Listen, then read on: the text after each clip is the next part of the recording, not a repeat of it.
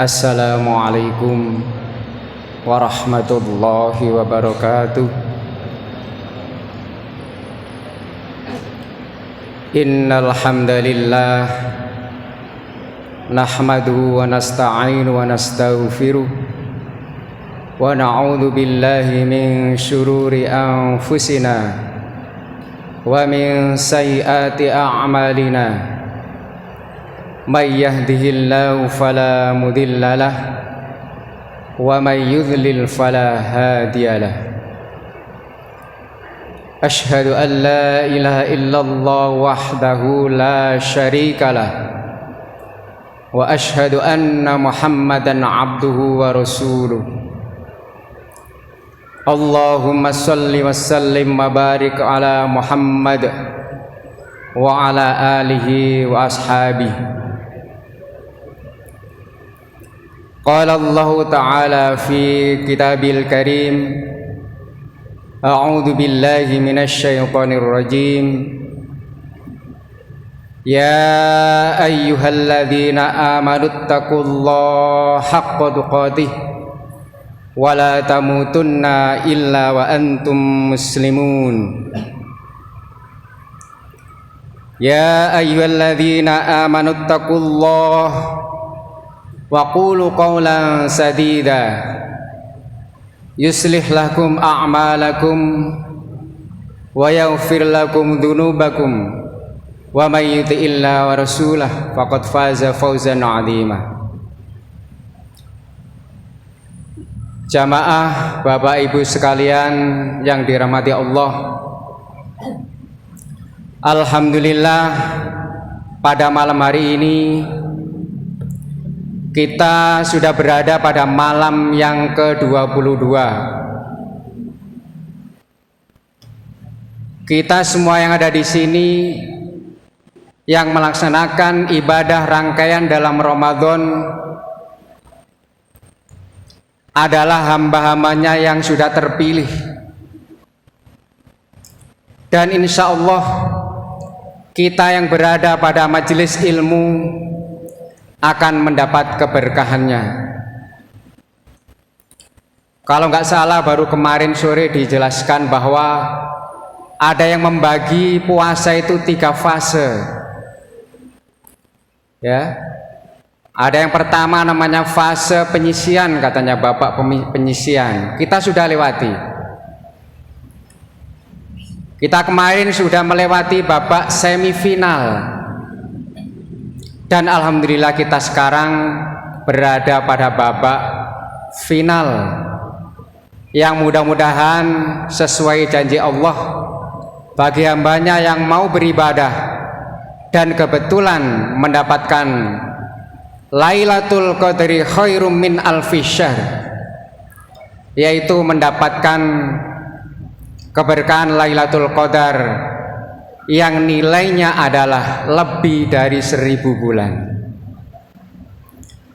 Salawat serta salam semoga senantiasa dilimpahkan kepada junjungan Nabi besar Muhammad sallallahu alaihi wasallam sebagai uswah hasanah, yaitu sebagai suri tauladan kita yang memberikan bimbingan kepada kita, yaitu menuju jalan keimanan dan ketakwaan kepada Allah Subhanahu wa taala dengan akidah yang lurus. Bapak Ibu hadirin sekalian, izinkan kami malam ini diberi amanah kepada oleh panitia, yaitu dengan tema adu domba. Ya, barangkali kita masih ingat lagunya Rhoma Irama, ada yang adu domba. Ya. Secara bahasa bahwa adu domba itu dari bahasa Arab yang aslinya adalah namimah. Artinya apa? Ya, adu domba. Apa itu adu domba pada hakikatnya? Ada yang mengatakan bahwa atau ada yang mendefinisikan pada hakikatnya bahwa adu domba adalah perkataan yang dibuat oleh seseorang yang tidak menyenangkan baik tidak menyenangkan bagi pihak yang dikatain atau orang yang dibicarakan maupun bagi orang yang mendengarkan, yang akhirnya menimbulkan permusuhan.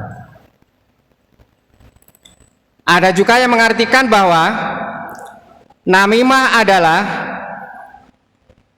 menceritakan kejelekan orang dengan harapan menjatuhkan martabat orang itu di tengah-tengah masyarakat sosial. Ya tentunya dari pihak yang dibicarakan ini mesti ada merasa tidak enak, maka akhirnya juga terjadi pemusuhan. Izinkan saya menyampaikan sebuah kisah yang terjadi di Jazirah Arab. Di sana adalah saat itu masih marak dengan perbudakan. Ada seorang laki-laki menawarkan budaknya mau dijual. Dia jujur. Dia menyampaikan, tolong dibeli budak saya ini, orangnya rajin bekerja, giat, cekatan, pokoknya urusan pekerjaan itu beres semua. Tapi ada satu hal, dia adalah punya hobi mengadu domba. Tetapi bagi pihak yang ditawari ini tidak menghiraukan, itu kecil aja, yang penting dia bekerjanya baik.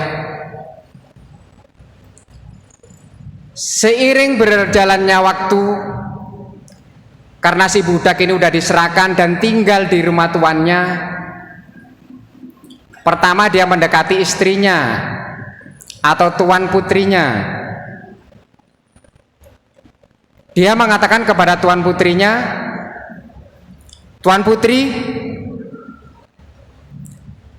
suami Anda itu sudah tidak lagi senang dengan Anda.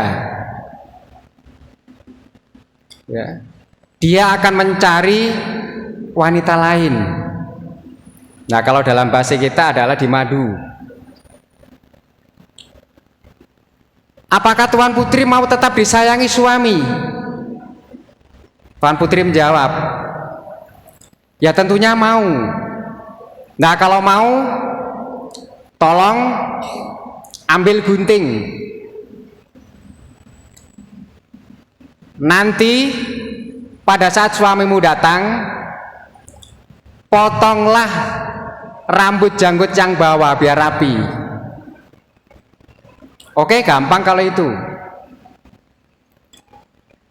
Di sisi lain, seorang budak ini juga mendatangi sang suami atau suaminya, bosnya itu.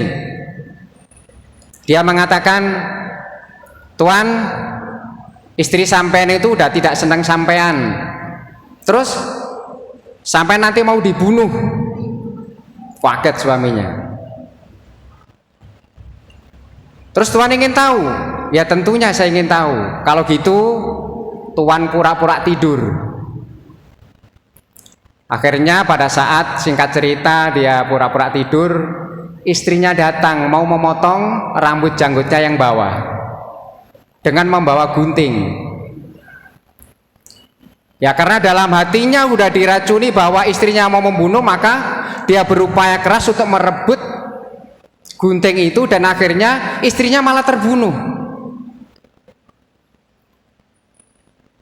Lah tentunya karena istri ini juga punya keluarga, ada keluarganya dari pihak istri tidak terima. Akhirnya datang juga membunuh suaminya. Nah begitu juga dengan keluarga suaminya ini juga ada yang tidak terima.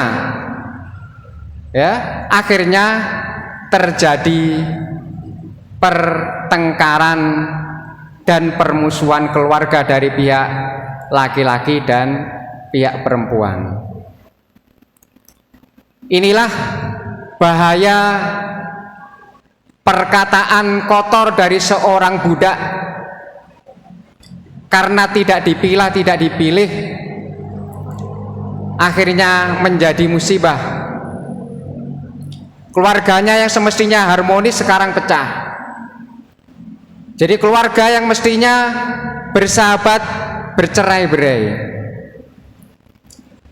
Maka Allah Subhanahu wa taala mengingatkan kepada kita semua, yaitu dalam Al-Qur'an surat Al-Qalam ayat 10 sampai 13. A'udzu billahi minasyaitonir rajim. Wala tuti' kulla halafim mahin. Dan janganlah engkau patuhi setiap orang yang suka bersumpah dan suka menghina. Hammazim masya'im bin na'im, suka mencela, yang kian kemari menyebar fitnah. Manna'il lil khairi mu'tadin athim, yang merintangi segala yang baik, yang melampaui batas dan banyak dosa. Utullim ba'da dzalika zanim, yang bertabiat kasar, selain itu juga terkenal kejahatannya. Hadirin Bapak Ibu sekalian, kembali kepada permasalahan adu domba. Mengapa sampai terjadi adu domba? Tentunya ada beberapa motif atau latar belakang yang membuat orang itu melakukan itu. Yang pertama adalah menginginkan citra buruk melekat pada seseorang. Karena ada niat supaya orang itu punya citra buruk di masyarakat, maka orang melakukan adu domba. Orang umpamanya punya kesalahan, diumbar-umbar, diobral-obral, bahkan di blow up supaya orang lain tahu bahwa dia jelek. Padahal Islam mengajarkan kepada kita, tugas kita adalah kalau ada saudara kita yang punya kejelekan, maka kewajiban kita adalah untuk menutupi aib itu. Kemudian motif yang kedua, menginginkan citra baik di mata seseorang. Jadi seorang pengadu domba ini ingin citranya dia sendiri baik di mata orang. Ya barangkali saya ambil contoh, ya, umpamanya berkawan dengan seorang adu domba, orang yang suka memfitnah. Ya karena dianggap nanti kita harus selalu baik, ya maka dia menceritakan kejelekan orang lain lagi supaya seakan-akan dirinya adalah yang paling baik. Kemudian yang ketiga, memang orang itu memiliki hobi yang memang suka adu domba. Tidak senang kalau ada saudaranya, ada tetangganya, ada masyarakat tentram. Memang ada. Itu adalah termasuk penyakit. Jadi dia tidak akan rela kalau ada orang itu senang. Tidak suka melihat kebahagiaan orang lain. Kemudian yang keempat adalah berlebihan di dalam pembicaraan tentang kebatilan. Bapak Ibu sekalian, dalam kita berbicara tentunya kita tahu semua bahwa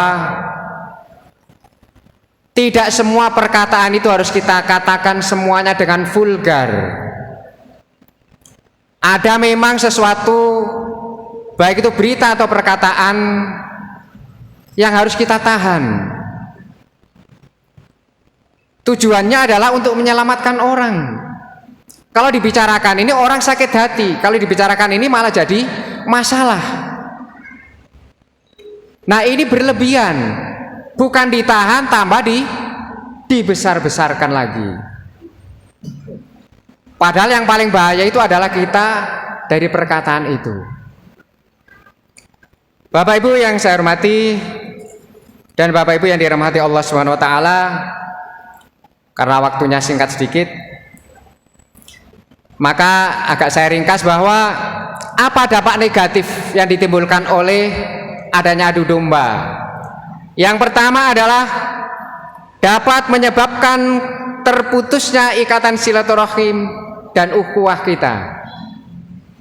Yang kedua, menyulut api kebencian dan permusuhan antar sesama. Yang ketiga, bisa merusak tatanan dan ketentraman masyarakat.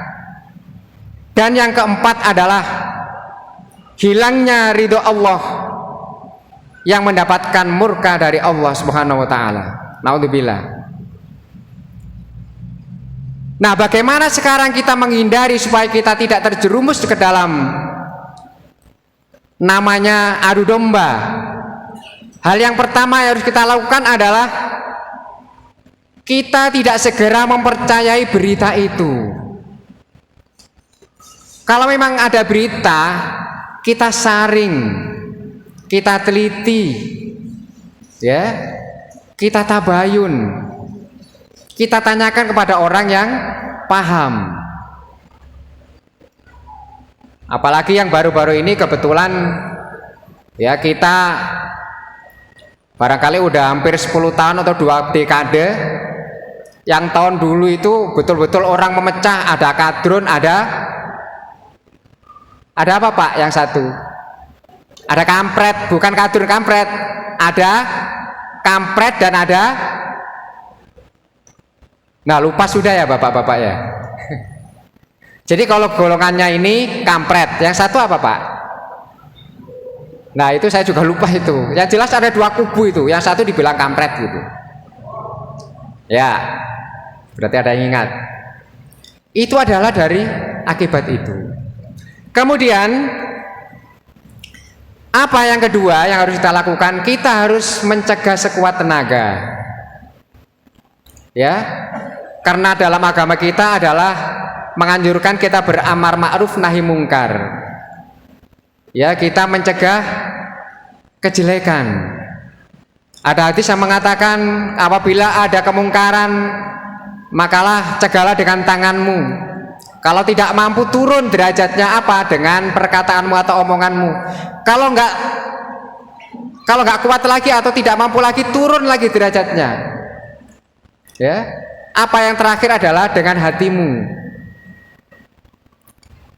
Tapi sebisanya di zaman medsos seperti ini, ya kita terus terang aja, tapi tentunya dengan cara-cara yang santun. Barangkali tujuan kita baik, tapi kadang-kadang orang harus betul-betul difikirkan kalau memberikan nasihat dengan orang, supaya orang itu tidak tersinggung. Dan yang terakhir yaitu kita harus mempunyai praduga tidak bersalah. Apa artinya? Sama dengan juga dengan hukum. Kalau kita ada sesuatu berita seperti tadi saya katakan, apabila beritanya belum fix atau belum 100% betul, maka itu jangan dianggap, ya, dianggap tidak terjadi. Apa artinya? Kita tetap berprasangka baik, yaitu husnudzon. Bapak Ibu sekalian, mudah-mudahan mulai hari ini kita berlindung pada Allah Subhanahu wa taala.